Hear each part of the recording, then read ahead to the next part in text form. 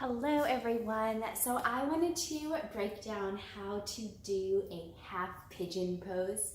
Again, this is something that is called in a lot of yoga classes, but it can be a little confusing on exactly what it's supposed to look like, where your legs are supposed to be, where your chest and your arms are supposed to be.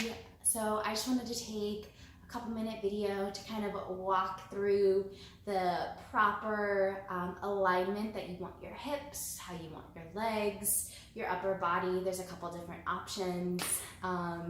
So I am gonna start from a down dog position. There's a couple different ways you can get into it, but I think the easiest way and the best alignment way is to get in from a down dog. So I'm gonna start in my down dog.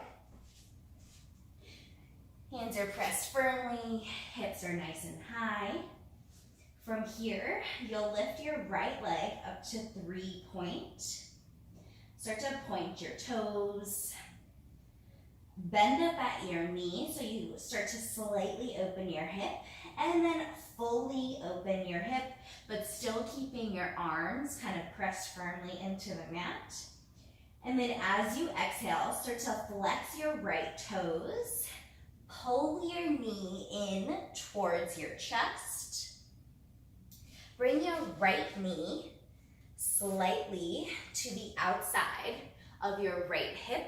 Notice it's right around where my right wrist is. Start to flex your right toes.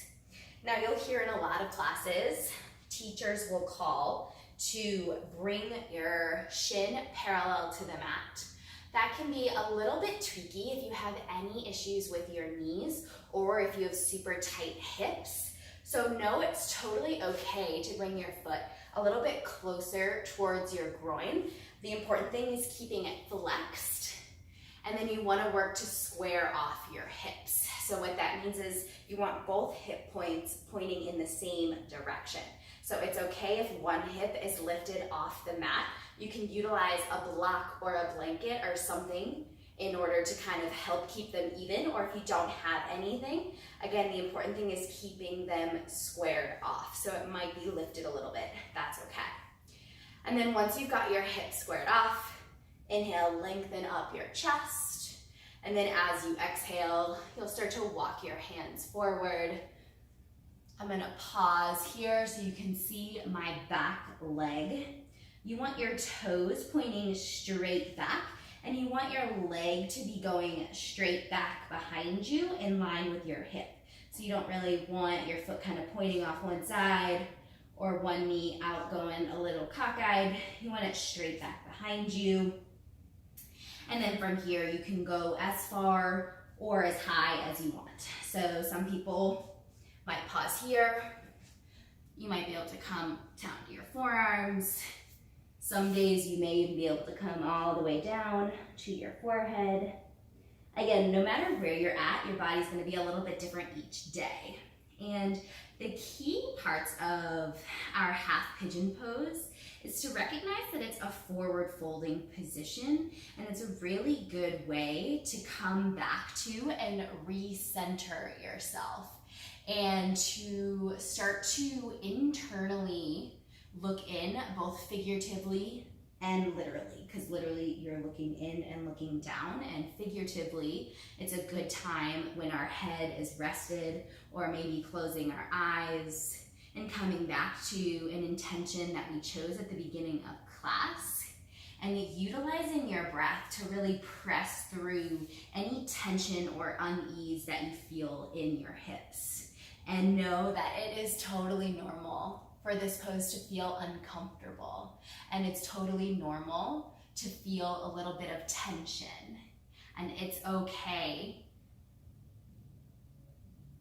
And then we'll just breathe through. And then of course, when you're ready to lift up, you would come back maybe to your forearms first, lift your chest, coming onto your palms, and then I always like to come down on my right hip and then swing my left hip forward. And then we would make our way and do the exact same thing on the left side.